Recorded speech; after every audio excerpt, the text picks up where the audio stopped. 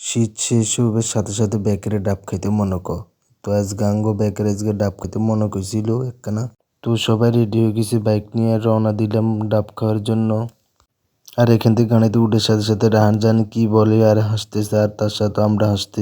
যাক, অবশেষে আমরা বাইক নিয়ে রওনা হলাম। আমরা 3টা বাইক নিলাম, 6 জন, মোট টোটাল 6 জন রওনা দিলাম।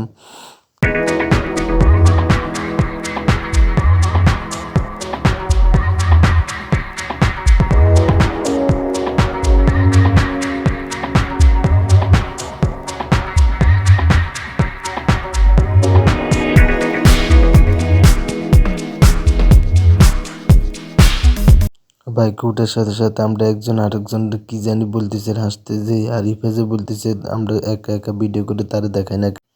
আর এখান দিয়ে ভিউটা অনেক জোস, তাই একটু ভিডিও করে নিলাম। রাস্তাটাও খুব সুন্দর আসতেছিল।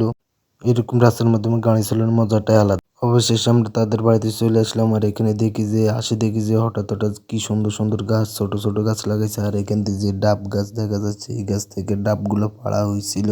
আর এই ডাবগুলো এখন তারা একটা লাইন নিয়ে আসছে। এখন এগুলো কাটবে। ডাব, অনেক ডাব। তারপরে আর কি ডাব কাটা শুরু করলো। এতে একজন আস্তে আস্তে দাও নিয়ে ডাব কাটা শুরু করলো। আর আমরা সবাই দাঁড়িয়েছিলাম, সে ডাব কাটতেছে। প্রচুর ডাব, সবাই দাঁড়িয়ে রয়েছিলাম। অবশেষে ডাব কাটা শেষ, একজন একজন করে দিচ্ছে খাওয়ার জন্য। আর এখন আমি আমারটা নিয়ে নিলাম। আর আমি আমারটা খাইতেছি আস্তে আস্তে। ডাবের পানিটা অনেক মিষ্টি, খুব ভালো লাগছিল। তারপর আমি যখন ডাব নিয়ে হাতে নিচ্ছি তখন বলতেছি তোর একটা ভিডিও ফুটেজ করে নিচ্ছি। আর আমাদের পিছন দিয়ে সবাই দাঁড়িয়েছিল। আস্তে আস্তে সবার ডাব খাওয়া শেষ। আর এখান দিয়ে অবশেষে সবার ডাব খাওয়া শেষ। আজকে এই পর্যন্ত, সবাই ভালো থাকবেন। আল্লাহ হাফেজ।